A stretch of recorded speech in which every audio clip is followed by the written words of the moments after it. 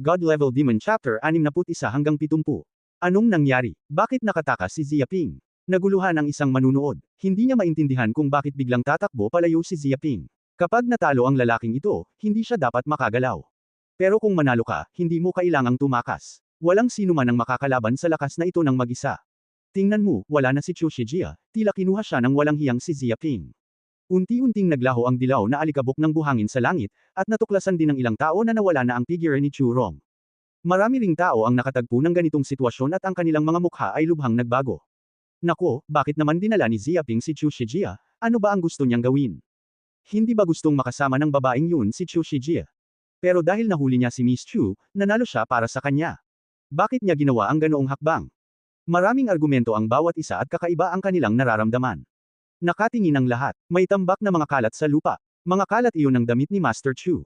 Kahit na maging kulay abo ako, makikilala ko pa rin iyon, sigaw ng isang estudyante ng martial arts, tila nakakagulat. Hoy! Agad ding lumingon ang isang grupo ng mga tao sa nakaraan. Totoo nga, may tambak ng mga kalat sa lupa. Tila ito ay nabasag ng pira-piraso ng isang malakas na puwersa. Nagkalat ito sa buong sahig.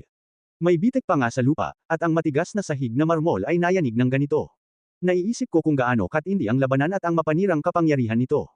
Naalala ko, biglang nagbago ng malaki ang mukha ng isang tao, nang hawakan ng asterisk na si Ziaping si Miss Chu at tumakas, kahit na sulyap lang, tila nakita kong walang suot na damit si Miss Chu.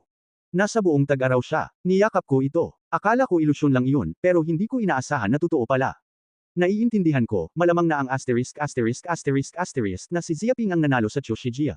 Pero hindi nahihiya si Ziaping Yi, at hindi siya handa para sa Chu Shijia.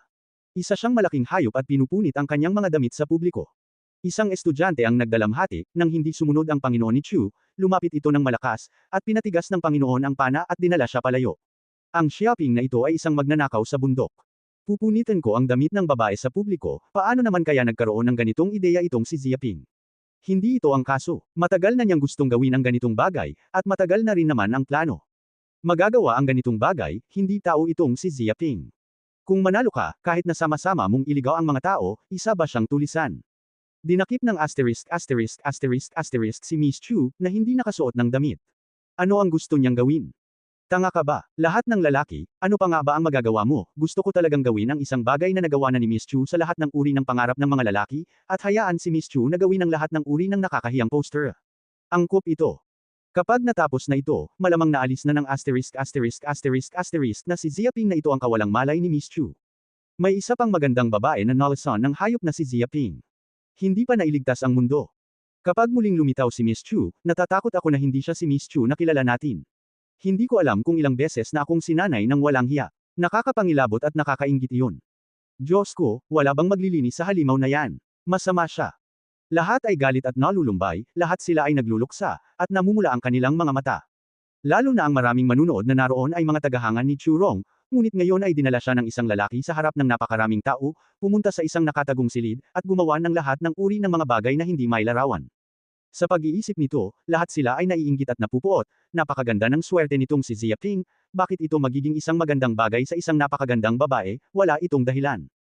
Alarma, kailangan nating tumawag agad ng pulis, hulihin ang hayop na si Ziaping, at ipadala siya sa bilangguan. Isa siyang malakas na babaeng magnanakaw. Nagdadalamati ang isang estudyante ng martial arts, kahit anong mangyari, wawasakin niya ang Ziaping na ito. Mabuti na lang. Si Churong ang kanilang diyosa, isa lamang itong pag-iral ng isang mahilig sa panaginip, paano ito madaling masira ng isang walang hiyang hayop, hinding-hindi. Pero may ilang nagsabi, pero bago pa siya pumirma ng kontrata kay Churong, noong siya ang ikawalong magkasintahan, nagkasundo na ang magkabilang panig, at wala na kaming dahilan para tumawag ng pulis. Hindi papansinin ng mga pulis kahit tumawag pa sila ng pulis. Nang marinig ko ito, mas lalong nalungkot at nanlumo ang lahat. Labis ang kalungkutan kaya't nabara ang daang ito. Kung walang paraan para iulat ang pulis siya, imposibleng makulong si Ziaping.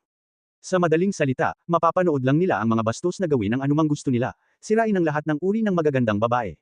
Hindi ako payag. Isang estudyante ng martial arts ang bumantong hininga sa langit, isang halimaw si Ziaping. Pumunta siya sa ating martial hall para apihin ang lalaking tirano at gumawa ng masama. Pero hindi natin siya matutulungan. Mayroon bang hustisya sa mundo? Hindi, sa tingin ko patas pa rin ang mundo. Kahit hindi siya kayang parusahan ng batas, pwede nating ilantad ang tunay niyang mukha at hayaang mas maraming tao ang magalit sa kanya, na magpapalala pa sa reputasyon niya. Oo, mag-post tayo sa internet, gumawa ng mga chismis, siraan ang reputasyon niya. Mga chismis tungkol sa aso, totoo ang mga ito, alam mo ba ang mga katotohanan? Tama iyan, kahit wala tayong anumang ebidensya, pero nakikita natin ang buong larawan, si Xiaoping ay talagang isang monghe. Kailangan itong gawin sa lalong madaling panahon, kung hindi ay hindi ko alam kung ilang mga batang babaeng walang alam ang nakilala ko, at sila ay nalason niya. Kung magtatagal tayo kahit isang segundo, maaaring may ilang babaeng masisira sa kanyang mga kamay. Napuno ng galit ang mga tao at naghiyawan ang mga tao. Tuldok tuldok tuldok tuldok tuldok tuldok tuldok tuldok tuldok tuldok tuldok tuldok. Sa oras na ito, malalim ang martial arts hall ng mga Chu, isang kwarto lang. Nako, nawala ba talaga ang Angas na yon? Tumingin si Churong sa bakanting silid, iniisip ang figurang matagal nang nawala, at hindi niya maiwasang magmukmak. Nang mahuli siya rito ng na si Xiaoping, inakala niyang gagawa ang lalaking ito ng kung ano-anong kakilakilabot na bagay para sa sarili niya. Maging si Churong ay nagdesisyon na kapag ang babaeng iyon ay nang-ahas na gumawa ng kahit ano sa kanyang sarili, kahit kaunting senyales lang, mapapagod siya, pero sisipain din niya ang walang hiya. Hindi inaasahan, ang lalaking ito ay talagang isang ginoo, ngunit iniwan niya lang ang kanyang sarili sa lugar na ito, at walang ganoong bagay na tinatawag na nostalgia. Ibig sabihin ba nito ay isa talagang Yangshuo ang lalaki?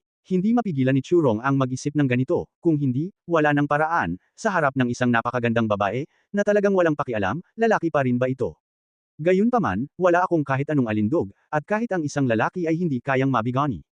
Imposible, hindi ko naman problema yon, problema siguro ng lalaking yon. Hindi talaga inaamin ni Churong na wala siyang karisma, pero inaamin niyang masyadong seryoso ang kanyang pagkabigo. Sa totoo lang, nawalan siya ng mukha sa harap ng napakaraming tao, at halos mawalan pa nga ng katawan, at nawalan na rin ang kanyang kawalang malay. Xiaoping, inaalala kita. Tinikom ni Churong ang pulbos at pinagnalit ang kanyang mga ngipin. Sa susunod na magkaroon ng ganitong puot, ire-report ko ito pabalik, hihintayin mo ako. Kinabukasan, nagunat si Xiaoping at nagising mula sa kama. Bigla na lang, dumating ang sistema na may kasamang mekanikal na paalala, binabati kita sa host, sa ngayon, nakatanggap na ang host ng kabuuang 7,436 na galit. Ano, nabigla si Xiaoping, anong nangyari? Naaalala ko na 3 o 4 na libong halaga lang ng puot ang naroon kahapon. Paano ako makakatulog, gayong 2 o 3,000 puot ang naroon? Kagabi, mukhang maraming tao ang nagsaway sa host sa internet, na umakit ng maraming galit. Nahulaan ng sistema, marahil dahil kahapon ay ninakawan ng host ang mga tao. Mga babaeng malakas magnanakaw, napanganga si Xiaoping. Mabait at mabait lang talaga siya, at binawi niya si Churong, baka magbuntong hininga ang tagsibol, at maging isang mapang api na nagnanakaw sa mga babae. Nakakahiya talaga. Pero kalimutan mo na, pero, nakakuha ako ng 3 o 4 na libong hate values, malaking aanihin ito, siguro hindi naman masama. Hinawakan ni Xiaoping ang baba niya at ngumiti. At pagkatapos ng isang linggong patuloy na paglilinang, ang gintong gamot na dala niya mula sa Black Moon City ay halos naubos na. Kung gusto mo itong i-promote muli ng mabilis, natatakot akong kailangan ko pa rin ng maraming resources. Gayunpaman, lubos din siyang nasiyahan sa kanyang pag-unlad sa paglilinang. Sa loob lamang ng mahigit isang linggo, nakapagsanay na siya mula sa 6 na araw na martial arts hanggang sa kaharian ng 7 langit. Kahit sa napakaraming estudyante sa lungsod ng Tianshui, isa siya sa mga pinakamahusay. Masyado pa rin itong mabilis para linangin. Kailangang pagtibayin ang pundasyon ng martial arts, para medyo maging abala kapag hindi ito matatag. Nag-isip sandali si Xiaoping, magre-retreat muna ako sa bahay ngayon at magpapahinga. Nagpasya siyang magbakasyon muna ngayon at magpahinga ng isang araw. Tuldok tuldok tuldok tuldok tuldok tuldok tuldok tuldok tuldok tuldok tuldok tuldok. Sa oras na ito, ang Tianshui City 75 High School, hay 36 na baitang. Pumasok si Jiang Yaro sa paaralan gaya ng dati, pero hindi ko alam kung bakit, pumasok siya mula sa gate ng paaralan at pumasok sa silid-aralan. Maraming tao ang tumuro sa kanya at bangulong, na parabang isa siyang bihirang hayop. Nagdulot ito sa kanya ng kakaibang pakiramdam at pagkabigla. Nang bumalik si Jiang Yaro sa kanyang upuan at umupo, agad na pinalibutan ang mga batang babae sa 5 o 6 na klase. Napatingin din ang ibang mga estudyante sa klase at mukhang chismosa. Yaro, kapag tapos ka na, berde ka na, alam mo ba? Isa lang talagang halimaw si Xiaoping. Kayang-kaya ang ganitong bagay. Hindi mo kailangang malungkot para kay Yaro, parang isang lalaking nagsisimula pa lang, hindi naman malaking bagay yun. Ibig sabihin, kahit buntis ka, hindi mahalaga. Maaari kang magpalaglag. Kung mananatili ka sa ganoong lalaki, masisira ito habang buhay. Hindi ka dapat pumasok sa pugad ng lobo. Sumigaw ang ilang mga batang babae, na parang bumagsak ang langit. Berde ba noon? Matigas ang mukha ni Jiang Yaro. Hindi niya alam ang gustong sabihin ng mga kaklase niyang babae. Sinigawan niya ako, ano ba yung pinagsasabi mo dyan? Wala akong maintindihan. Yaro, huwag kang mag-online, hindi mo alam kung anong nangyari kagabi. Gulat na tanong ng isang matangkad na babae. Tumango si Jiang Yaro. Nagpa-practice ako kagabi. Wala akong pagkakataong mag-online. Kapag pagod ako, diretso akong natutulog. Papasok ako sa paaralan kinaumagahan. Napakahirap talaga ng trabaho. May ilang mga batang babae na hinahangaan. May mga taong henyo, ngunit mas masipag sila kaysa sa kanilang sarili. Paano ito maihahambing? Halos imposible. Yaro, sa tingin ko ay napakasipag mo, madalas mag-practice, at pabaya, para lang bigyan ng pagkakataon ng ***** na si Ziaping na bumigay. Dapat lagi mo siyang tinatitigan. Ang isang matabang babae ay ayaw sa bakal at hindi nagiging bakal. Kapag mayroon ng ganitong uri ng senyales, dapat mong sipain ang itlog niya, tiyak na hindi mo siya mabibigyan ng pagkakataong maging berde. Labis na nalungkot si Jiang Yaro, at sinabing, na diskeril. Ano ang gusto mong sabihin? Ano kaya iyon? Sumisigaw ang matangkad na babae, alam mo, noong hindi nag-aaral si Ziaping kamakailan, palagi niyang hinahamon ng mga pangunahing martial arts hall at binatikos ang mga henyo ng mga pangunahing paaralan. Sinabi rin ni Jiang Yaro na alam niya ang bagay na ito, dahil sa tuwing gusto niyang maghanap ng gulo sa walang hiyang ito, naiiwasan niya ito sa pamamagitan ng iba't ibang dahilan, sinasabing naghahanap siya ng hamon sa martial arts. At ang bagay na ito ay naging balita na sa paaralan, halos iilan lamang ang hindi nakakaalam. Noong kagabi, hinamon niya ang Chuanwu Martial Arts Museum, ang pinakamalakas na martial arts museum sa malapit. Naroon ang isang master sister na si Chu Rong, na siyang bulaklak ng paaralan ng 88th Middle School, sabi ng matangkad na babae. Nagniningning si Jiang Yarumi. Kilala rin niya si Chu Rong. Tutal, ang babaeng ito ang pinakamalaking kakumpetensya niya. Noon pa man ay galit na siya sa Tat, at natural na pamilyar na sila sa isa't isa. Pumunta siya para hamonin ang martial arts hall ng mga Chu. Tanong ni Jiang Yaro na may pagtataka. Kung gayon, malamang ay napunta siya sa Chu Rong. Anong nangyari? Binubugbog ba ang batang iyon? Malinaw sa kanya ang tungkol sa lakas ni Chu Rong, ang kaharian ng ikapitong langit ng martial arts, at ang paglilinang ng lubhang kakilakilabot na martial arts. Ang tunay na kapangyarihang lumaban ay maaaring mas malakas kaysa sa kanya. Ang ***** Summer Plane ay tiyak na hindi ang pag-asa na manalo para sa isang malakas. Hindi lang siya natalo. Malungkot na sinabi ng matangkad na babae, ang halimaw na si Ziaping ay may kahulugang napakagaling, hindi ko alam kung ano ang ibig sabihin, pero natalo ko si Chu Rong, at pumirma pa ng kontrata, hinayaan kong maging number 8 mangingibig niya si Chu Rong. Kagabi lang, sa harap ng publiko, kumakalaban ang gago kay Chu Rong. May mga nagsabing pareho silang pumunta sa isang kalapit na hotel para magbukas ng bahay at naging maganda ang kanilang pagsasama. Ano? Nagulat si Jiang Yaro. Hindi niya inaasahan na matatalo ni Ziaping si Chu Rong. Sapat na ba ang lakas ng babaeng ito? Mukhang hindi ito ang problema. Gamit ito, makakapagbukas ka pa rin ba ng kwarto kasama si Chu Rong? Natulala lang siya. Totoo ba ito at mali? Hindi makapaniwala si Jiang Yaro. Sumisigaw ang matangkad na babae, maaari pa ring magkaroon ng peke. Noong mga oras na iyon, daan-daang tao sa Chu Martial Arts Museum ang tumingin dito. Maaasahan ang lalaki at ang inahing baboy ay pupunta sa puno. Sa totoo lang, akala ko noon pa man ay chismis lang ang paa ng bastardo sa isang dosenang bangka, pero hindi ko inaasahan na totoo pala ito. Nabasa na niya si Lian Churong, pero mayroon pa ring peke. Nang pumunta ako sa opisina ng guro, nabalitaan ko ang pag-alis ng lalaki, at sinasabing hindi ako pumasok ngayon. Mukhang may problema nga. May problema sa utot. Lahat sila ay mga taong 7 araw na sumasailalim sa martial arts. Kasing lakas sila ng burdock. Siguradong nakakabaliw ang isang gabi kasama ang 3 maliliit na Churong kagabi. Ayoko pang bumangon ngayong umaga. Scorpio Ziaping, Yaro, ang gaganda ng mga babaeng ito. Binabad ang mga kamay. Sadyang sinadya pa rin, walang hiya sa sukdulan, galit na galit ang mga tao at ang Diyos. Isang grupo ng mga batang babae ang nag-usap ng hindi maganda at labis na nagalit. Hindi nakapagsalita si Jiang Yaro, kahit galit ang mga kaibigang ito sa kanilang sarili, ngunit sa totoo lang ay wala silang relasyon sa babaeng yun, at walang lugar para magalit. Hindi ko alam kung bakit, medyo hindi siya komportable sa puso niya. Hindi ba't mas magaling siya, Jiang Yaro, kaysa kay Chu Rong? Sa ngayon, ang Tianshusheng Mary Hospital, isa ito sa mga pinakamahusay na ospital sa Tianshusheng.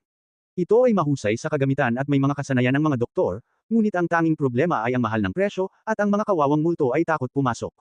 Sa isang malayang ward sa ospital, isang tunog ng isang klorera ang nabasag, at ito ay napuno ng galit at matinding galit, na para bang ito ay isang nasugatang halimaw. Ziaping, ang taong nakahiga sa kama ng ospital ay si Zhou Taiyan. Nakakunot ang kanyang mukha at nakakuyom ang kanyang mga kamao, at halatang galit siya. Dahil sa dekalidad na kagamitan sa paggamot ng Queen Mary Hospital, milyon-milyong dolyar ang nagastos nito, at aabutin ng 1 buwan bago siya gumaling. Ngayon, sapat na ang kanyang 7 o 8 sa isang linggo. Pero nang maganda ang kanyang pakiramdam, nakita niya ang balita tungkol kay Ziaping sa internet. Bigla siyang nagalit dito at iniligtas ang 1 linggong galit na hindi na niya mapigilan. Ngayong linggo, nakahiga lang ako sa kama ng ospital, na parang ginagamot ang mga mami, at ikaw Ziaping ay komportable, kahit na hangin at tubig. Malungkot na tumingin si Zhou Taiyan, hamanin ang Martial Arts Hall, na promote sa Martial Arts 7 Heavens, at maging ang mga bulaklak sa paaralan ng 88 middle school, ang mga sikat na beauty anchor sa network ay nasa kamay na lahat. Kung magpapatuloy ka ng ganito, kaya ba ng babaeng yan na sumakay sa ulo ko at humila ng ihi, kaya ko pa bang maghiganti kay Joe Tayan? Labis siyang nag-aatubili at labis na nahihiya. Naisip niya na para ma-promote siya sa ika-6 na langit ng martial arts, hindi niya alam kung gaano karaming trabaho ang nagastos at kung gaano karaming resources ang naubos. Pero ang batang ito, tila walang hadlang sa cultivation, at na-promote na ito sa realm ng 7th heaven ng martial arts. Hindi lang ang combat power, kundi pati ang cultivation ay mas mataas sa kanya. Ito ang dahilan kung bakit siya nakumbinsi. Anak. Nakailang na bumukas ang pinto ng ward. Isang lalaking nasa katanghaliang gulang ang pumasok mula sa labas. Puno ng kayabangan ng kanyang katawan, kasunod ang 4 o 5 itim na bodyguard. Siya ang ama ni Joe Tai na si Joe Ding, ang may-ari ng Zeus Hotel, na may daan-daang milyong net worth at libu-libong tauhan. Sinasabing mayroon din siyang malalim na ugnayan sa mga puwersa ng ilalim ng lupa.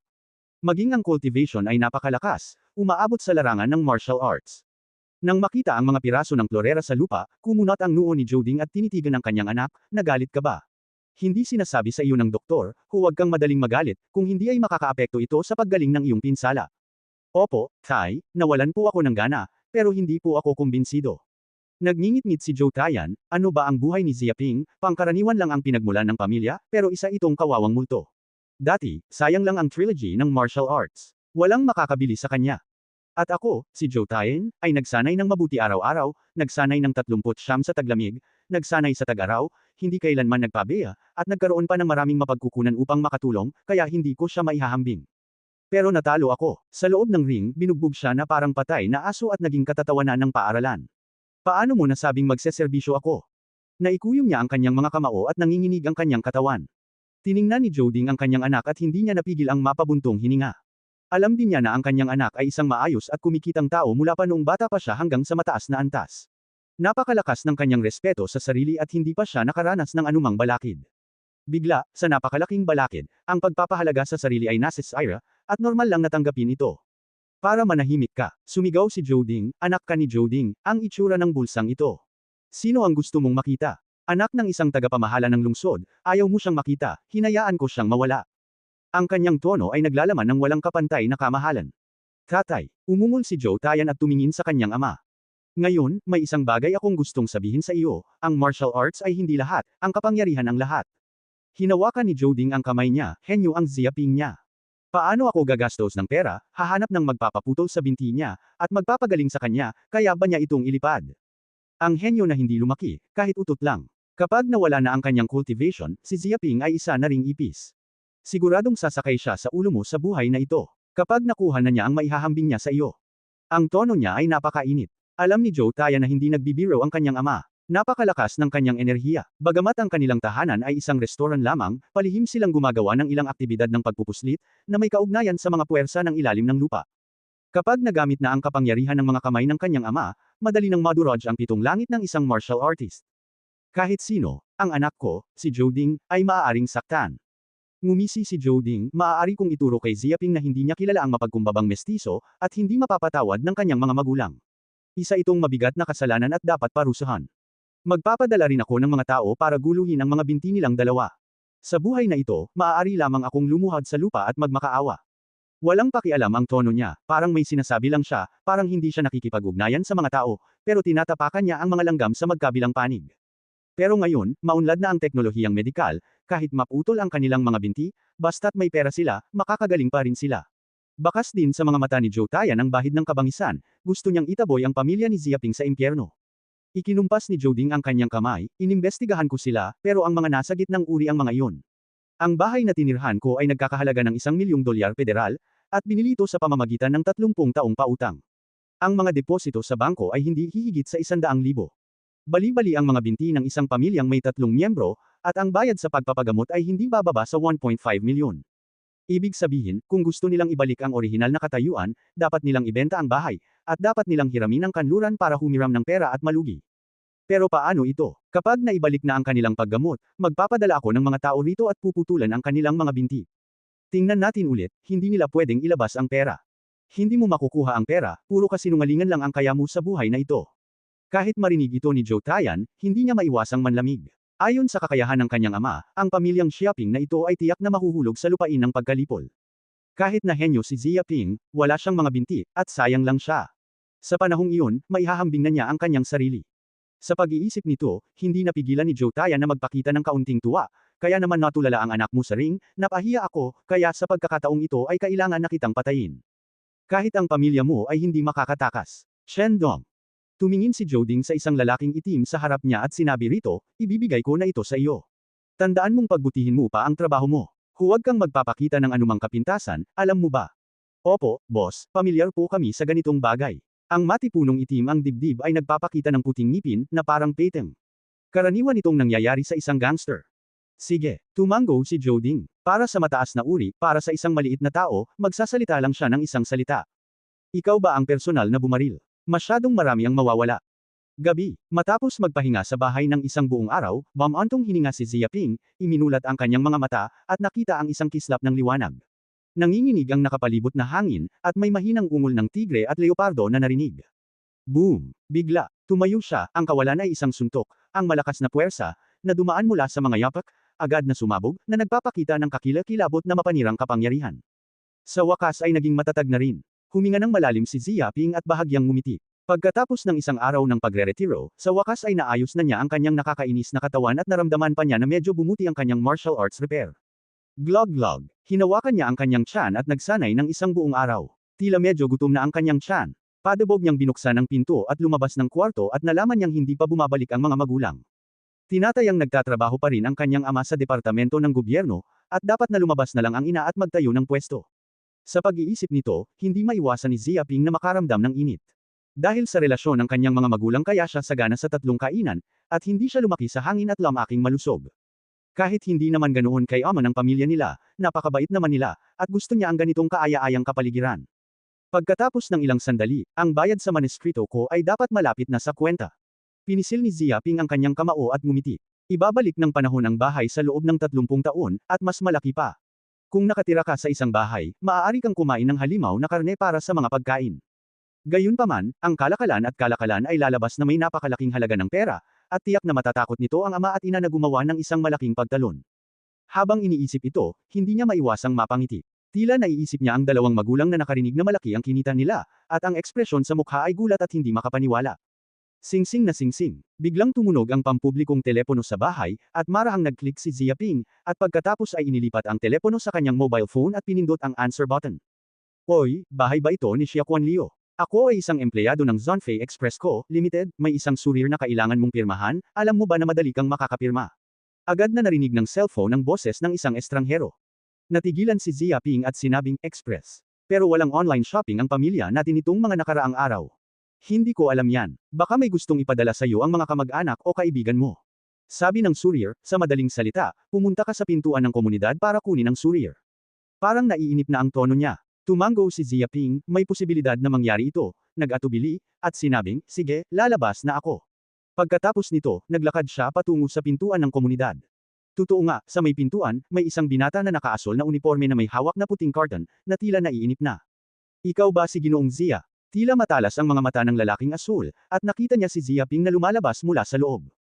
Oo, ako nga. Tumango si Xia Ping. Ngumiti ang lalaking asul at sinabing, mabuti naman. Buksan mo at tingnan mo. Ang mga gamit sa loob ay may nakasulat na problema. Kung walang problema, pirmahan mo. Oo, kumurap si Xia Ping, tumingin sa lalaking asul, at inabot ang puting karton. Kasabay ng malakas na pagputok, pinunit niya ang pambalot na papel. Sa isang iglap, may pulang usok na lumitaw dito, parang ahas, at agad na tumama sa kanyang mukha. Kaagad, nakaramdam siya ng bahagyang pagkagulat, at biglang hindi nawala ang kanyang dalisay na yang, at nilinis niya ang ambon na sumasalakay sa kanyang sarili, at nabawi niya ang kanyang kahinahunan. Sus Mariosep, bahagyang galit ang makikita sa mga mata ni Xia Ping. Ngayon, paano niya hindi malalaman na siya ay nakulong? Kung hindi niya nilinang ang purong yang, matutokso sana siya. Ang pulang usok na ito ay naglalaman ng kakaibang hininga na tila nakakapagpamanhid ng mga nerbiyos. Paano nangyari iyon? Ito ay isang nahihilong pulang ambon, na kinuha mula sa hindi mabilang na mahahalagang halaman. Kahit na may maamoy ang isang elepante, agad itong mahuhulog sa lupa at matutulala sa loob ng 3 araw at 3 gabi. Hindi ka ba nahihilo? Hindi ako makapaniwala sa aking nakita, at pinagmasdan ko si Xia Ping nang hindi makapaniwala. Ayos lang ako, pero may problema ka. Napuno ng galit si Xia Ping at naikuyom ang kanyang mga kamao. Wala siyang balak na pakawalan ang walang prinsipyong taong ito. Hoy, bitawan muna ako ngayon, hindi ka nasuswertehin sa susunod. Pagkasabi nito, naging determinado ang lalaking asul, tumalikod at tumakbo sa malayo, nang napakabilis. Gusto mong tumakbo? Hinabol ito ni Ziaping na parang sight. Gayunpaman, ang kabilang partido ay hindi simple. Tila mahusay ito sa magaan na gawain, at maraming patayo at paalang na pagtalo nang nawawala sa parehong lugar, tumatakbo patungo sa malayong mga linya, at ang katawan ay napakagaan. Hinahabol siya ni Ziaping. Ilang minuto lang, hinaranggan niya ang lalaking asul papunta sa isang liblib na eskinita. Dead end pa rin ito, at walang usok sa paligid. Kumurap ang kanyang mga mata, dinama ang hininga ng paligid, at nakasimangot, sinadya mo ba akong dalhin dito? Hoy, medyo matalino ka naman. Ngumiti ang lalaking bughaw at ang kanyang mga mata ay may bahid ng itim at puti. Ang dahilan kung bakit ako bumagal, hindi para maalis kayong lahat ng sabay-sabay, ay para dalhin kayo sa lugar na ito para harapin kayo. Hindi ko inaasahan na magiging ganoon katanga, at naloko ka agad. Ipinagmalaki niya at tumingin kay Ziaping. Hoy! Nawala na lang ang boses, at 3 o 4 na lalaking itim ang lumitaw sa madilim na eskinita. Malalaki sila at gulat na gulat ang kanilang mga mukha. Mayroon ding 3 o 4 na lalaking itim sa pasukan. Bigla na lang, napalibutan si Ziaping ng harapan at likuran, napapaligiran ng mga itim na lalaking ito sa eskinita. Maliit na anim, napakahusay ng iyong ginawa, at totoo na hinayaan mo ang iyong sarili na pumunta rito. Tama lang na dalhin mo rito ang batang ito. Mula sa mga lalaking itim na ito, isa ang matangkad at matangkad, hindi bababa sa 2 metro. Tinapik niya ang kanyang palad at halatang nasiyahan sa ginawa ng lalaking asul. Dongge, ang sinabi mo, syempre dapat gawin ng maayos ni Xiaoliu. Tumango ang lalaking asul at nagpakita ng kasuklam-suklam na mga tuhod. Gusto lang niyang dilaan ang sapatos ng kalaban. Pero hindi ko inaasahan na mabibigo ang unang plano. Kailangan kong gamitin ang pangalawang plano para madala siya rito.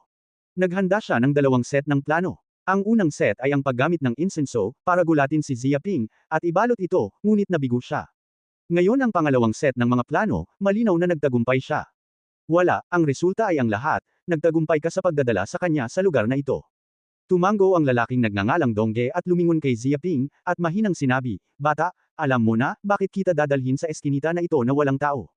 Wala nang ibang dahilan, dahil nasaktan mo ang isang taong hindi dapat masaktan. Mapagmataas siya, walang pakialam na nakatingin kay Ziaping, na parang ang pagtingin sa isang langgam na parang langgam ay maaaring pumiga hanggang sa mamatay. Mga taong hindi dapat manakit. Nang marinig ito, kumunat ang noo ni Ziaping at tumingin sa lalaking nagngangalang Chendong.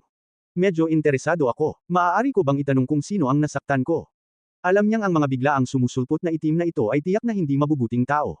Duguan sila at hinihingal, tiyak na nakakita sila ng dugo, nakapatay ng tao, at hindi naman sila tamad. Ang mga gangster na nakahalo sa Black Moon City ay halos kapareho ng mga taong ito. Hindi mo kailangang malaman ito sa buhay mo. Mahinang sinabi ni Chen Dong, isa lang ang kailangan mong malaman, sapat na. Puputulan ko ang 2 binti mo. Mabubuhay ka na lang sa wheelchair sa hinaharap. Ang tanging paraan para kumita ay ang pumunta sa kalye para mamaalemos. Ito ay isang aral para sa iyo. Maliit na tao ay maliliit na tao. Kung gusto mong makakuha ng napakaraming bagay na hindi sa iyo, ikaw ang bahala sa buhay mo. Mamamatay tao at walang awa ang kanyang katawan. Isa siyang walang awang tao. Isa siyang tunay na gangster at walang pakialam sa buhay ng sinumang ordinaryong tao. Naputol ba ang binti ko? Mahina hong tiningnan ni Ziaping ang mga taong ito. Natatakot ako na wala ka pa ring ganoong kakayahan. Boom! Bigla, pagkarinig ng boses, agad siyang natambo sa lupa, parang baliw na tinatapakan ang buong lupa. Nabasag ang graba, nayanig ang lupa, at maraming bitik ang nabasag. Hinawakan ni Ziaping ang isang kamay at agad na dumampot ng 5 o 6 na bato, inihampas ang katawan ng may pagkagalit, kaya't binasag ng mga itim na nasa harap niya ang nakaraan at napunit ang hangin. Ganito pala kalala. Simula nang ma-promote si Ziaping sa Martial Arts 7 Heavens Realm, ang kanyang lakas ay umabot na sa 10,000 libra, sapat na para kapantay ang pinakamalakas sa Martial Arts 9-Day Heaven, kumpara noong nasa Black Moon City pa siya, hindi ko alam kung ilang beses siyang naging malupit. Ang gayong bato, na may napakalaking puwersa, ay mas nakakatakot pa kaysa sa bala ng sniper. At ang mga itim na ito ay 5 o 6 na metro lamang ang layo mula kay Ziaping, napakaikling distansya, napakabilis, paano ito makakaharang? Walang paraan para pigilan ito. Hoy! Biglang dumating ang bato, ang unang 3 itim na lalaki ay tinusok ng mga bato, at isang butas ng dugo ang lumitaw sa dibdib, at isang sigaw ng pagsigaw ang narinig, at agad silang napatay. Nanlalaki ang kanilang mga mata kaya't sila ay natakot. Tila hindi nila inaasahan na papatayin sila ng estudyanteng ito sa high school, at wala man lang silang lakas para lumaban. Kasabay ng isang malakas na kalabog, bumagsak ang kanilang mga katawan sa lupa, nagtalsikan ng alikabok mula sa lupa, at tumulo ang dugo sa lupa. Ano? Takot na takot ang lalaking bughaw kaya namutla ang mukha at takot na takot ang mga mata. Hindi siya makapaniwala na ng ahas lumaban ang batang ito, at binaril pa rin niya ito at pinatay, at hindi naman siya walang awa. Gusto mo nang mamatay. Nagulat at nagalit si Chen Dong, at ang kanyang galit ay labis na sukdulan. Paano niya nagawang maging ganito kagwapo ang isang maliit na estudyante sa high school? Hanggang sa puntong ito, papatayin niya ang mamamatay tao nang hindi pinapansin. Isang hininga lang, ang kanyang tatlong piling lalaki ay namatay sa harap ng kanilang sarili, at ang pagkatalo ay napakabigat.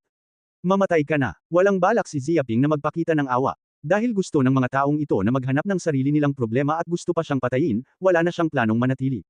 Para sa kaaway, iisa lang ang paraan para gawin ito, at iyon ay ang pumatay. Hoy! May tatlong bato pang lumipad palabas, kumikamot sa hangin, sumisipol, gumagawa ng matalas na boses, na tila umaabot sa sound barrier, parang tunog ng kamatayan. Sus Mariosep, gusto sanang pigilan ni Chen Dong, ngunit huli na ang lahat para makasabay sa bilis na ito. Pagkatapos ng ilang pag-click, sabay-sabay na tinusok ang lalamunan ng mga kamay ng tatlong itim na lalaki. Nanlalaki ang kanilang mga mata kaya't hindi sila makapagsalita. Bago sila namatay, hindi nila inaasahan na papatayin sila ng isang maliit na estudyante sa high school. Dapat alam mo na lahat sila ay mga gangster, ang pinakamalakas sa 7 araw na martial arts, ngunit sa harap ng batang ito, hindi nila kayang suportahan ang isang trick, agad silang pinapatay. Ganito ang kaso sa labanan ng buhay at kamatayan. Walang oras para sa 300 round ng digmaan, at sapat na ito para pumatay ng sunod-sunod. Ziaping, bumantong hininga si Chen Dong at tumingin sa kanya, naglakas loob talaga akong patayin ang mga tauhan ko at gumawa ng napakalaking pagbaligtad. Gusto kitang mamatay, gusto kitang patayin, alam ko. Galit na galit siya kaya hindi niya maitago ang galit niya. Ngayon ayaw na niyang tanggalin ang binti ng bata, gusto na lang niya itong durugan. Kung hindi, ang kanyang matinding puot at matinding galit, ang panloob na puot ng puso, ay hindi kayang punan. Tungkol naman sa mga tagubilin ng amo, ayaw niyang pumunta sa management. Ngayon, ang gusto na lang niyang gawin ay patayin ang asterisk at durugan ang bangkay. Boom! Sa sandaling ito, ang katawan ni Chen Dong ay nawalan ng malay, ipinapakita ang malakas na lakas ng 9 na araw na langit ng martial arts. Ang buong pagkatao ay parang oso, at ang mga damit ay nabasag. Abansadong martial arts mga itim na oso at squats. Sa pagitan ng kalabuan, pumutok ang kamaong ito, tila tumama sa anino ng isang itim na oso, sumasabog na umuungal na oso, nagpapakita ng kapangyarihan ng takot, sapat na para maduraj ang isang bato, kayang tumagos ng isang karwahe, at matamba. Ito ang sukdulang puwersa ng martial arts. Ano? Nabigla si Chen Dong, dahil natuklasan niyang hindi nakaiwas ang bata sa plano, nakatayo pa rin sa dating pwesto, bahagyang nakatingin sa sarili, ang kanyang mukha ay napakakalma, na parang nakatingin sa sarili niyang kamao.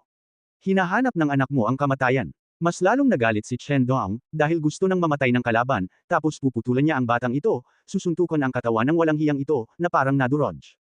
Boom! Bigla, isang malakas at matibay na kalabog sa katawan ni Ziaping, parang 100 toneladang pampasabog na sumasabog sa pangkalahatan, umuungal, magulong, maging ang sementadong sahig sa paanan ng paa ay biglang lumitaw na malalim na hukay, may bitik, at kumalat ang graba. Anong nangyari? Gulat na gulat si Chen Dong sa sukdulan, at siya ay nabigla. Pakiramdam niya ay tila tumama ang kanyang kamao sa bulak. Hindi gumalaw ang estudyante sa high school, at hindi niya maaaring hayaang umalis ang kabilang panig ng kalahating hakbang. Hindi maganda, tumakas ka na. Sa sandaling ito, nakaramdam siya ng walang katapusang takot sa kanyang puso. Pakiramdam niya ay dumating na ang malaking kakilakilabot sa pagitan ng buhay at kamatayan.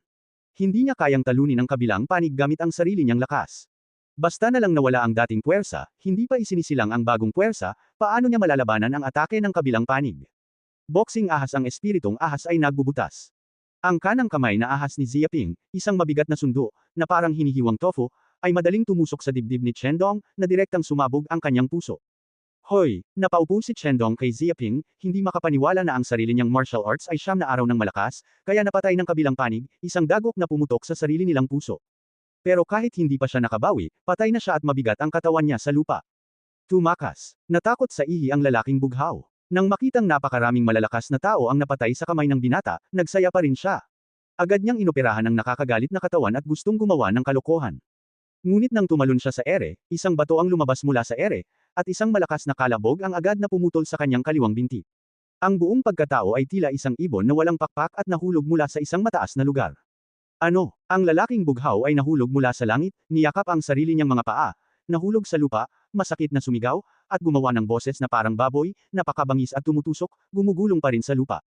Napakasakit para matusok ng kaliwang paa. Sayang lang ang kalahati ng kanyang trabaho, at lumabas ang malamig na pawis sa kanyang noo, at lahat sila ay nakayuko. Gusto ko pa ring tumakas. Lumapit si Ziaping sa lalaking nakaasol sa harap niya, at parang nagmamataas ito, kaya tiningnan niya ito nang walang pakialam. Paano naman nangyari iyon? Hindi makapaniwalang tumingin ang lalaking asul kay Ziaping, kung mayroon kang ganitong kakayahan, bakit hindi mo ako pinatay mula pa sa simula, sa halip ay sumunod ka sa akin papunta sa eskinita na ito. Napakasimple lang, dahil sinasadya ko, gusto ko lang makita kung sino ang nasa likuran mo para mabilang ako, kaya hahayaan kitang makatakas at sundan ka rito. Mahinahong sabi ni Ziaping. Nang makatakas ang lalaking asul, alam niyang hindi ginawa ng kabilang panig ang lahat para makatakas, sa halip ay sadyang dinala ang sarili sa lugar na ito, para makapagbilang siya.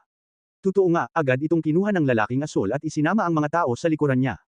Pabayaan mo akong makatakas. Ang mga mata ng lalaking bughaw ay nagpapakita ng walang katapusang panghihinayang, at may bahid ng lamig sa kanyang puso. Kay sama ng loob ng isang binata, isang mainit, malupit, at makapangyarihan, isa lamang itong bayani. Kung alam lang niya na napakasamang tao ng batang ito, hindi na sana siya lalapit at guluhin ito, pero huli na ang lahat, huli na ang lahat. Sabihin mo, tumingin si Ziaping sa lalaking asul, sino ang tumatawag sa iyo para buwagin ako? Ang ganitong uri ng gangster ay tiyak na hindi ipinadala ng mga ordinaryong tao. Kung hindi siya mag-iimbestiga ng malinaw, tiyak na mahihirapan siyang makatulog. Sino ang nakakaalam kung ang ganoong tao ay lilito ng paisa-isa? Wala akong sasabihin sa iyo, papatayin mo ako. Napakagat ang lalaking bughaw sa kanyang mga ngipin, napakatigas nito, at tumingin siya kay Ziaping nang may puot. Matatagalan pa, magiging katulad ko ka rin. Mamamatay ka, alam mo ba? Ayaw niyang sabihin ng kahit ano kay Ziaping.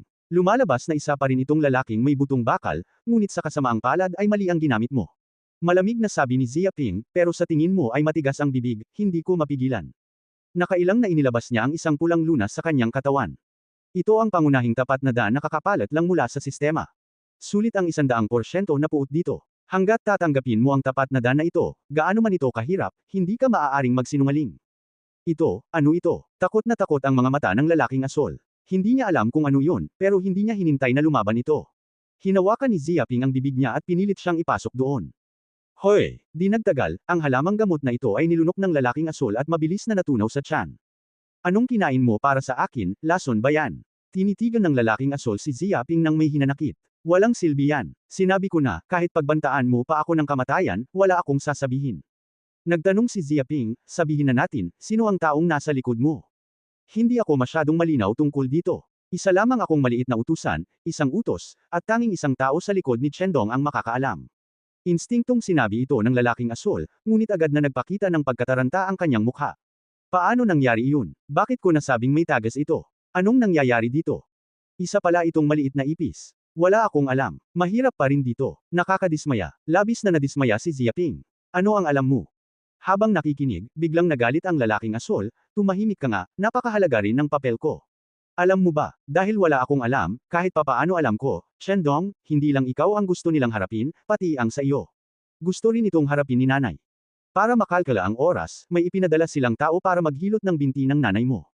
Ano, nang marinig ito, kinuyam ni Ziaping ang kanyang mga kamao at nanlamig ang kanyang mga mata. Halos isang salita lang ang nagsabi, hindi lang nila ako gusto harapin, kundi pati na rin ang aking ina. Gusto ba nilang mamatay? Siya ay puno ng kakilakilabot na pagpatay, halos pinaikli na lamang.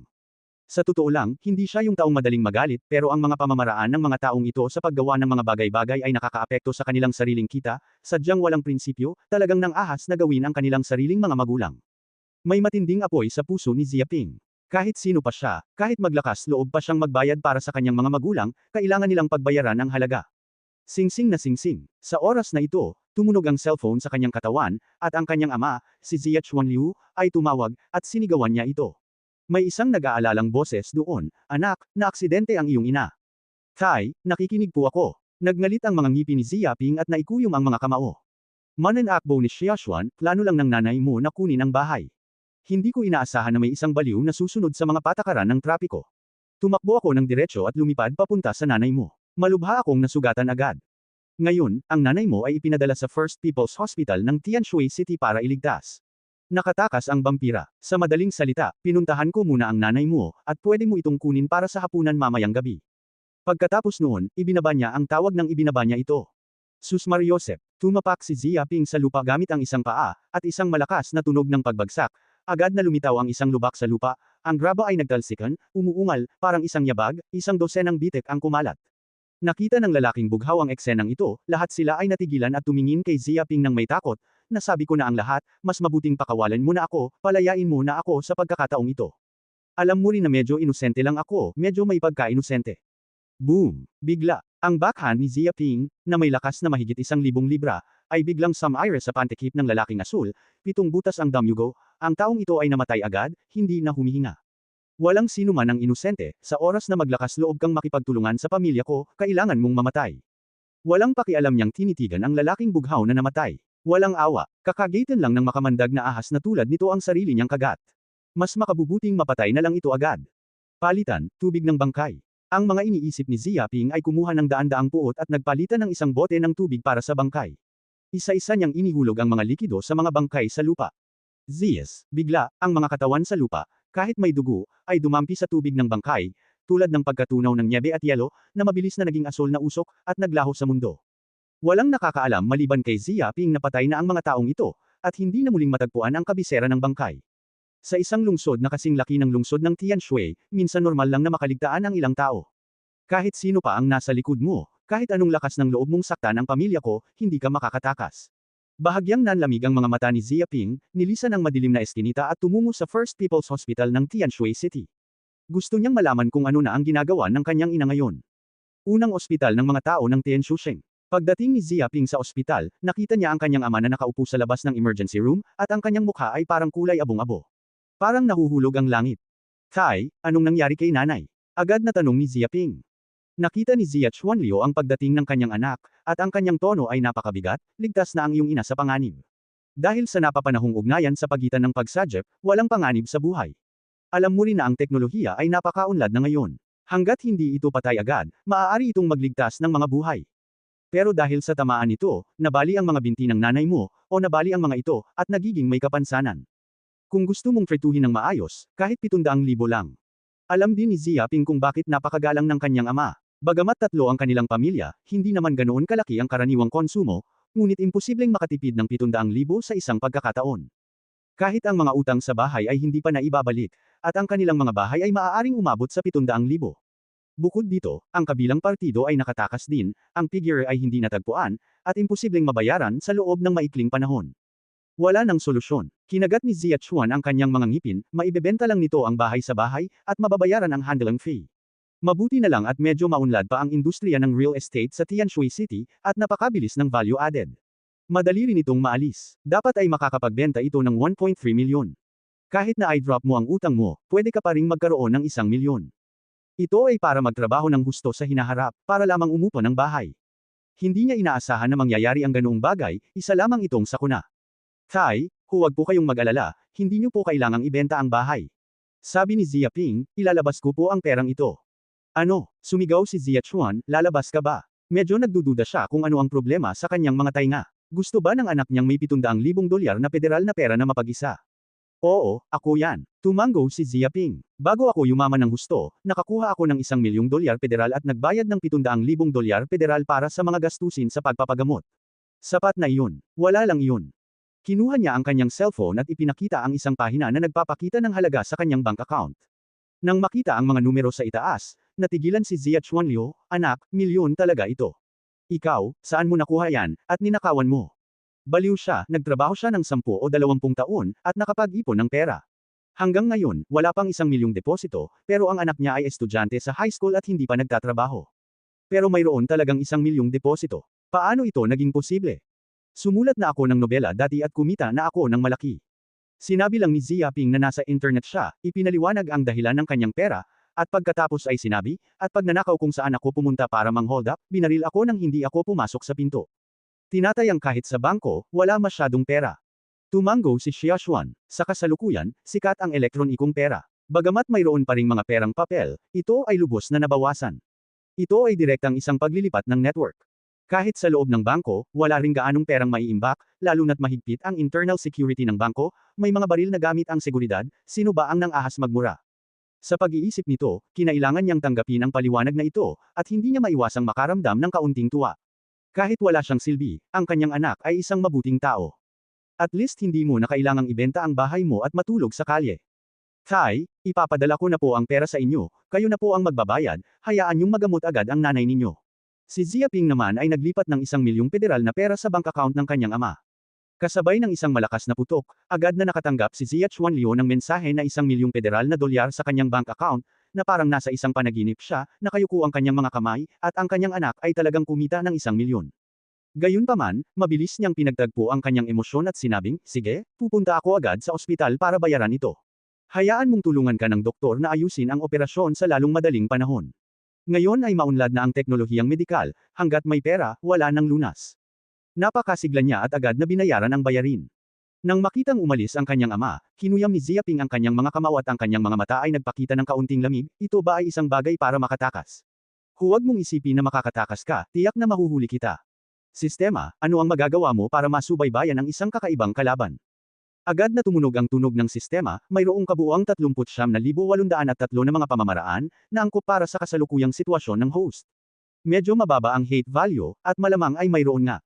Sabihin mo, Ziaping Shensheng, sumagot ang sistema, may isang panlilinlang, na tinatawag na, Wanli Trakang, na tumatakbo sa katawan, kayang gayahin ang ilong ng aso, at makilala ang 9,837 na amoy, kahit na libu-libong milya ang layo ng mga ito, kaya nilang subaybayan ang isa't isa.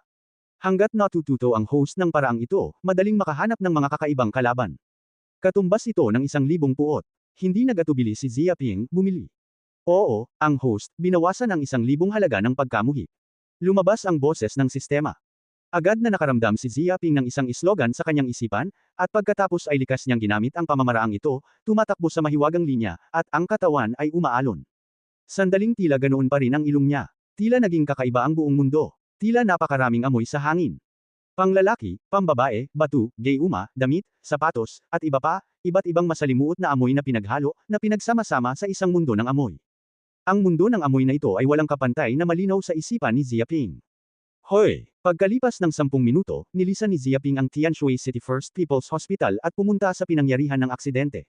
Isa itong kalye, at ngayon ay may isang asol na kotse at isang maliit na kariton. Nakita kong nabunggo at nabagok ang asol na kotse, at mas lalong nahati ang stroller. Hindi mo ari kung gaano kalala ang aksidenteng nangyari ngayon lang. Sa ngayon, nahaharangan na ng tela ang pinangyarihan. Bilang pinangyarihan ng krimen, kailangan pa ring imbestigahan ng pulisya ang sitwasyon. Maging ang kotse at ang maliit na kariton ay kailangang manatili sa pinangyarihan at hindi pa dinadala palayo. Pero pagkaraan ng ilang sandali, dapat tanggalin ang mga bagay na ito, para hindi makaharang sa trapiko. Hoy, nagmamaneho ng walang lisensya. Bahagyang nanlamig ang mga mata ni Ziaping. Nang makita niyang walang lisensya ang asol na kotse, alam niyang sadyang minamaneho ng kabilang panig ang kotse at nabangga ang kanyang ina. Kahit na may aksidente, hindi matunton ng pulisya ang may-ari ng sasakyan sa pamamagitan ng kotseng ito. Tinatayang matagal nang naisip ng taong ito ang iba't ibang pag-atras at may mahigpit na plano. Mula rito, tinatayang matagal nang gustong tumakbo ng kabilang partido. Gusto mong tumakbo, sasaluhin talaga kita. Naikuyom ni Ziaping ang kanyang mga kamao, gumalaw ang kanyang ilong, at naamoy niya ang amoy mula sa kotse. Kumislap ang katawan ng may-ari na nagsara ng pinto, at nawala sa eksena. Sa gabi, ang lungsod ng Tianshui ay may isang liblib na bodega. Walang usok sa paligid ng bodega. May mga pyesa ng kotse at iba pang basura kung saan-saan. Tila ito ay isang istasyon ng pag-recycle ng kotse, na espesyal na ginagamit para i-recycle ang mga sirang kotse. Ang hangin ay puno ng matapang na amoy ng gasolina. Sa puntong ito, isang bahay sa gitna ng bodega, maliwanag na naiilawan, mayroong dalawang lalaking nasa katanghaliang gulang sa loob, ang isa ay kalbu, ang isa pang katawan ay napakataba, hindi bababa sa 2 o 300 kilo, ang mga katangian ay napakahalata. Kung Shui, kumusta ka na? Maayos ba ang takbo? Tiningnan ng matabang lalaki ang kalbong lalaking si Kung Shui na nakaupo sa tapat niya ng may nag-aalab na tingin. Kumuha ang kalbong lalaki ng isang baso ng beer sa mesa at humigup. Sabi niya, syempre, hindi pwedeng maging maayos ang sitwasyon. Nabangga ko agad ang biyenan. Hindi pala swerte ang maging swerte. Kahit mabilis akong tumakbo, narinig ko ang ambulansya sa likuran ko, siguradong nabali ang mga binti ng babae. May ginagawa ako sa Kung Shui. Hindi ka pa rin ba sigurado tungkol kay Meng Qiang? Nagpakita siya ng mapang-asar na tingin. Sa katunayan, tumango rin ang napakatabang lalaking si Meng Qiang, akala ko isa ka ring underground racer. Ikaw ang nagmamaneho ng kotse kahit papaano. Maliit na ideya lang ang kontrolin ang sasakyan at baliin ang mga binti ng isang tao. Pero hindi ko inaasahan na kukunin mo ang negosyong ito. Siyempre naman, sinabi ng kalbong si Kung Shui Xiao, iyan ang gantimpalang 3 milyong federal na barya. Kahit magmaneho ako ng 10 beses, hindi ko naman talaga makukuha ang ganoong kalaki. Madali lang naman ang basta pagdurog ng mga binti ng isang tao. Ang sitwasyon ay ang pinakamalubha, ibig sabihin, ito ay isang pagtakas. Kung ito ay mahuli, ito ay mahahatulan ng 7 taon. Siyempre, hindi mahuli ng pulis, hindi makulong, iyon ang pinakamaganda. Kinalkala niya ito ng napakalinaw at inisip ang mga kahihinatnan. Makakaasa ka. Bahagyang ngumiti ang napakatabang lalaking si Meng Qiang, ang kotseng minamaneho mo ay gawa sa mga piyesang ginagamit ko rito. Wala talagang modelo sa merkado. Kahit ang mga pulis ay ayaw alamin ang pinagmulan ng kotseng ito. Alam mo rin kung magkano ang binabayaran ko para matulungan ka. Kailangan kong magbayad ng 30% para sa gantimpalang ito. Bakas din sa kanyang mga mata ang isang sakam na tingin. Wala siyang kahit kaunting kahihiyan tungkol sa posibilidad na makapatay ng tao. Wala man lang siyang awa. Walang kasing halaga ng pera. Huwag kang mag-alala, hintayin mo na lang na bayaran ng employer ang bill ngayon. Inilagay ng kalbong lalaki ang kanyang kamay sa tubig. Dapat mong malaman ang kredibilidad ng iyong reputasyon. Tiyak na hindi ito magkakasundo. Maraming pagkakataon para makipagtulungan sa hinaharap. Tumango rin ang napakatabang lalaking si Meng Qiang. Natural lang na naniniwala siya sa kapatid na matagal nang nakakaalam nito. Sabi niya, pero yung babaeng nakasalubong mo, may background ka ba? Kung mapapahamak ka, medyo sulit naman. Medyo nag-aalala siya tungkol dito. Hindi mo kailangang mag-alala tungkol dito. Inimbestigahan ko na ang pamilya. Ang mga ganap na sibilyan, ang 3 henerasyon ng mga ninuno ay walang kilalang mga tao, at wala silang alam tungkol sa mga maharlika. Ngumisi ang kalbong lalaki, ang asawa ng babae ay tagapamahala lamang ng lungsod. Ang anak na lalaki ay estudyante pa rin sa high school, ordinaryo lang ang mga marka, at ang mga kamag-anak at kaibigan ay mga ordinaryong tao rin. Sa totoo lang, kahit alam nilang ako ang may gawa nito, hindi pa rin nila ako matutulungan. Mga taong walang ulo, paano kung patayin sila? Kaya mo pa ba akong kagatin? Halatang halata ang panghahamak sa mukha niya. Pero natatakot ako na baka pumunta ang mga pulis sa pinto para mag-imbestiga. Medyo maingat pa rin ang napakatabang lalaking si Meng Qiang. Sa tingin ko ay kamakailan ka lang umalis ng Tianshui City para maiwasan ang limelight. Pagkatapos ng bagyo, hindi pa huli ang lahat para bumalik sa lugar na ito. Tumango rin ang kalbong si Kung Shui, alam kong nakapagtakda na ako ng tiket para bukas ng umaga, aalis ako pagkatapos magpahinga, at babalik ako pagkatapos ng kalahating taon. Tinatayang magiging isang kaso na walang ulo ang kasong ito. Mayroon na siyang serye ng detalyadong mga plano. Hindi ka maaaring umalis sa lungsod ng Tianshui sa buhay na ito. Biglang may narinig na ingay sa labas ng kwarto, at bumukas ang pinto. Ano? Parehong nagulat sina Meng Qiang at Kung Shui. Agad silang napatalon sa upuan at pinagmasdan ang pinto ng may pagmamasid. Ngunit nang makita nila ang pinto, naroon ang isang binata na mukhang estudyante sa high school. Bigla silang makakahinga ng maluwag. Bata, sino ka? Hindi ko alam kung pribadong tirahan ito. Isa ka ng matibay na bahay ngayon. Kapag tumawag ako ng pulis, agad kang arestuhin at ikukulong ng 7 araw. Nagbanta ang napakatabang lalaking si Meng Qiang na susubukan. Dahil sa pananakot sa binata sa harap niya, kahanga-hanga ang momentum. Sino ako? Dapat ay malinaw ka. Ngayon mo lang sinaktan ng babae, ang nanay ko, para maintindihan mo. Ang taong nagsalita ay si Zia Ping. Ginamit niya ang one-lit tracking technique upang matunten ang bodega hanggang sa bodega at sa wakas ay natagpuan ang salarin. Kahit narinig ko ang mga salita ng dalawang lalaki, nag-aalab ang galit niya sa loob, at hindi niya mapigilan. Ano? Nabigla ang kalbong lalaki sa tubig, hindi maiwasang magbago ang kanyang mukha. Ikaw ang anak ng babae, paano nangyari iyon? Paano mo natunton ang lugar na ito? Hindi siya kapanipaniwala. Para lang malikha ang aksidenteng ito, gumawa siya ng masusing plano. Kahit na may iba't ibang high-tech na paraan ng mga pulis, hindi pa rin nila matuntan ang kanilang mga sarili. Pero ngayon, pumunta pa pala ang anak ng babae sa pinto at natagpuan ang sarili niya. Natural lang na may kakayahan ako, hindi mo na kailangang malaman kung bakit. Bahagya na tiningnan ni Zia Ping ang kalbong lalaki at sinabing, ang layunin ko sa pagpunta rito ay napakasimple lang, 2 lang, una ay para hanapin ang itim na kamay sa likod ng mga eksena, at isa ay para patayin ka. Halos hindi mapigilan ang kanyang mga panloob na pagpatay. Kung mas mabilis magmaneho ang kabilang partido, medyo mahuhuli ang ambulansya, at ang kanyang ina ay maaaring hindi lamang kasing simple ng pagiging lumpo, kundi direktang mapapatay din siya. Malamang din ito. Pero ang dalawang ito, para lang sa kaunting pera, para makagawa ng ganito kalaki na bagay, paano niya mapapatawad? Patayin kami. Biglang ngumiti ang napakatabang lalaking si Meng Qiang, ngunit nanunuya lamang ito, ano ang magagawa mo sa isang estudyante sa high school? Pumunta ka rito ng mag-isa, ito ang iyong pagkakamali. Bigyan mo ako ng kamatayan. Pagkarinig niya ng boses, agad siyang sumugod at agad na bumunot ng isang matalas at mahabang kutsilyo mula sa ilalim ng mesa. Matindi at mainit ang putok, at may kaunting malamig na liwanag na dumaan sa hangin, kaya tumungo siya sa dibdib ni Zia Ping. Huwag mong tingnan ang matabang katawan niya, pero gumagalaw naman talaga, pero napakasensitibo, para bang unggoy, kahit ang matabang lalaking ito ay siya ring pinakamalakas sa martial arts. Kamao ng ahas buntot ng ahas na may lason. Sa isang kisap mata, ang figure ni Zia Ping ay parang isang makamandag na ahas.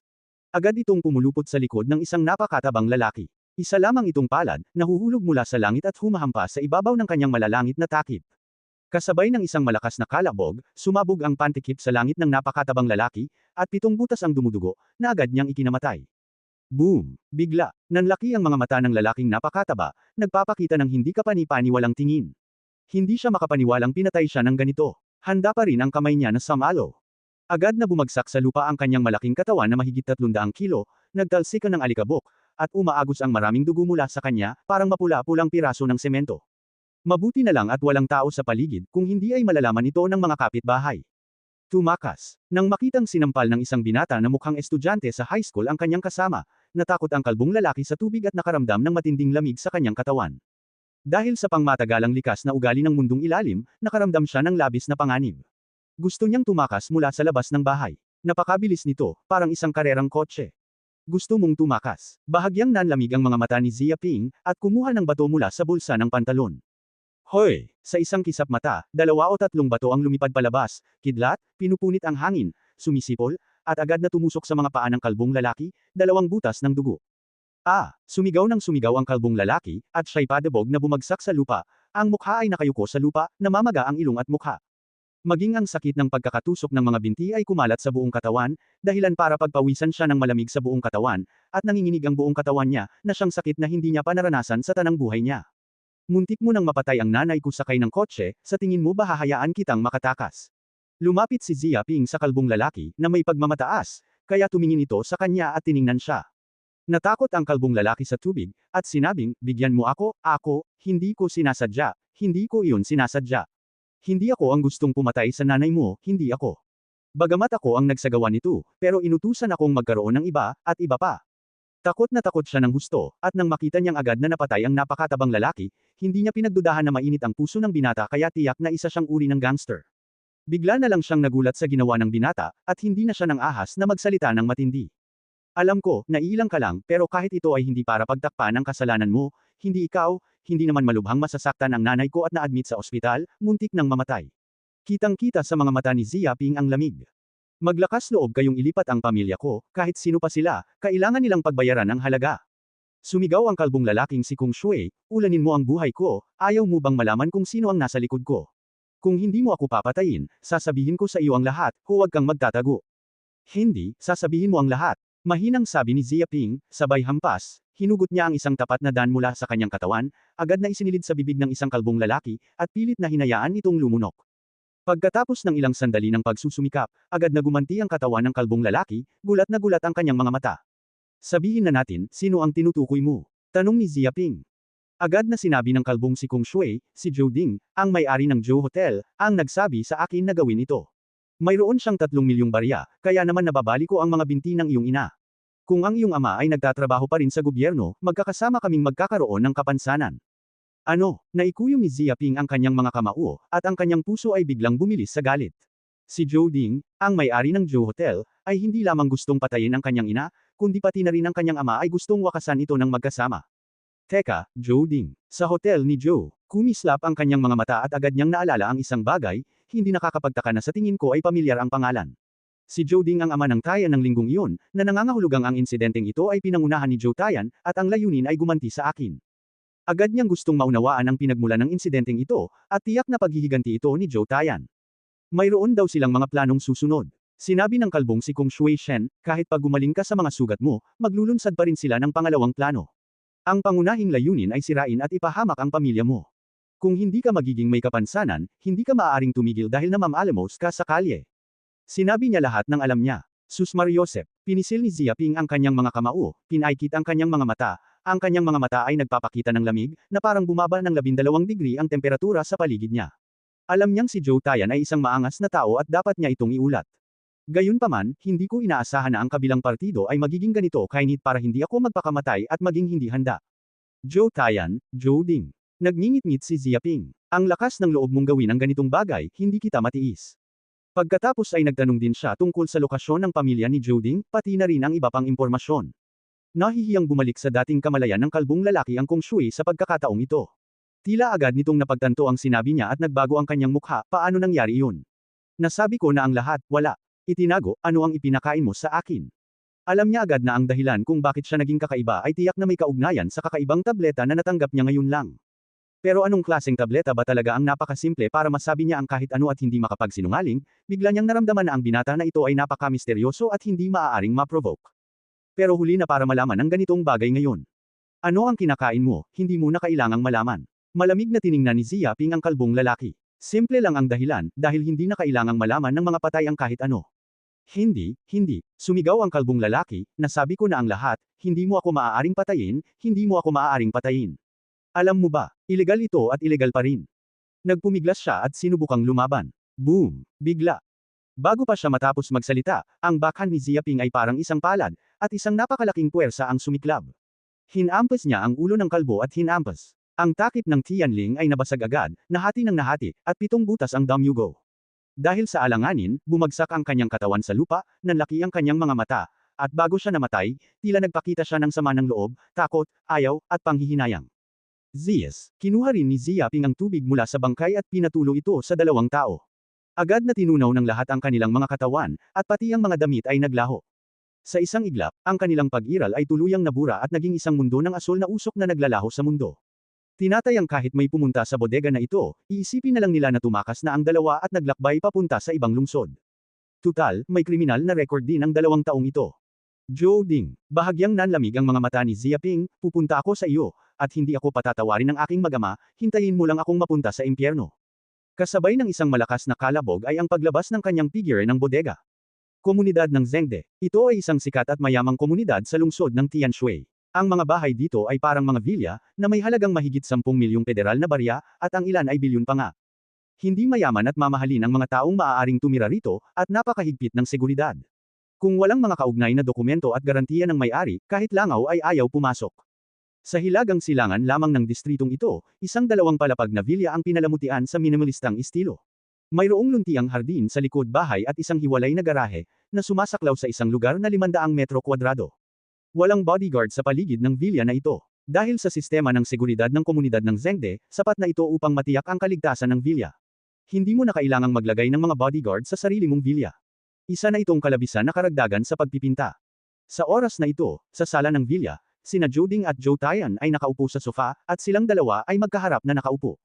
Tatay, mukhang medyo kinakabahan si Zhou Taiyan, sabi mo ba ay matagumpay ang kanilang mga plano?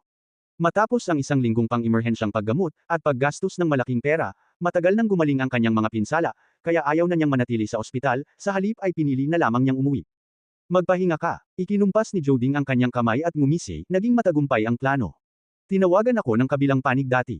Naihatid ko na ang babae sa ospital. Dinala ako agad sa ospital.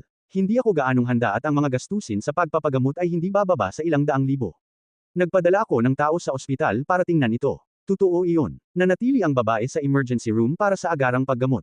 Nagpakita siya ng isang madiskarteng hitsura, hindi nag-aalala tungkol sa anumang aksidente, at sa katunayan ay walang aksidente. Nang marinig ito, labis na natuwa si Zhou Ding at ang kanyang mga mata ay nagpakita ng matinding liwanag. Magaling, kung alam ito ng **** na si Ziyaping, tiyak na magagalit ito, marahil ay posible na direktang maston. Pero karapat-dapat lang ito. Sino ang nagsabi sa kanya na maging mayabang, para lang masaktan ako, Zhou Taiyan? Maaari ba yun Ziyaping, kumusta na ang kanyang kalagayan? Naantala ba ang kanyang mga binti? Nagngingit-ngit ang kanyang mga ngipin, at kung gusto niyang gumanti, na walang dodang si Ziyaping, hindi na siya makapaghintay na makita ang pilyong tingin ni Ziyaping. Gusto niyang makita ang lalaking ito na nakaluhod sa lupa para humingi ng awa, at tanging sa harap lang ng sarili niya ang kaya niyang tiisin habang buhay. Tinatayang pagsisisihan ng batang ito ang buhay na ito, kung bakit siya napakatanga. Napilitan siyang sakta ng loob ni Zhou Taiyan. Walang balita si Chen Dong sa ngayon. Nakasimangot si Zhou Ding dahil ayon sa oras, tatawagan ni Chen Dong ang sarili niya kahit magtagumpay man o mabaygo. Pero ngayon, wala pa rin siyang natatanggap na balita, na lubhang kakaiba. May problema ba? Medyo nag-aalala si Zhou Taiyan. Mahinang sinabi ni Zhou Ding, mayroon bang anumang aksidente? Kahit na mas malakas pa ang bata, isa lamang itong estudyante sa high school. 7 araw na ang martial arts, at si Chen Dong ang pinakamalakas sa martial arts. Dahil sa 100 piling tao, lahat sila ay desperado, mamamatay tao, pumapatay ng hindi mabilang na tao. Kapag nakalabas na sila sa insidente, nahuhuli sila ng pulisya at hindi sila binabaril. Sa harap ng mga desperadong taong ito, gusto pa rin bang tumakas ang bata? Panaginip lang ba to?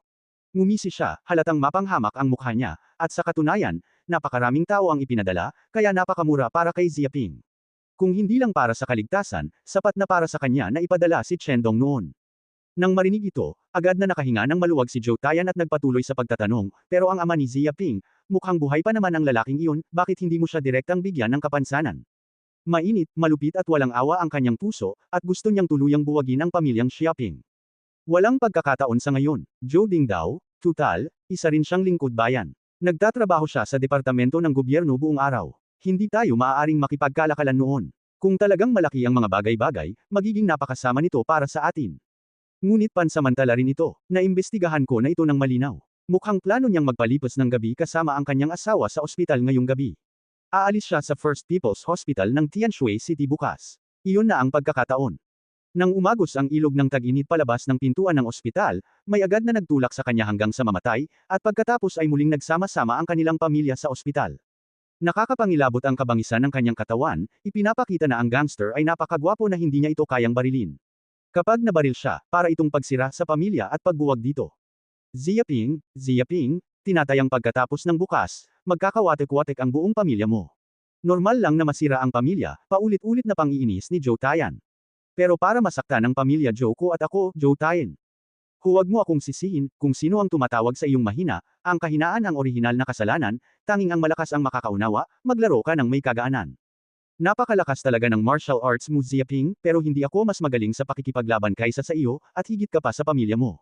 Lumalabas na madali lang para sa akin na mapaglaruan ang Ziyaping na insekto mo. Nagliliwanag ang kanyang mga mata, at tila kumukulo ang kanyang puso. Hoy! Sa sandaling ito, tatlong tunog ang umalingaw sa hangin, at nabutas ang eardrum.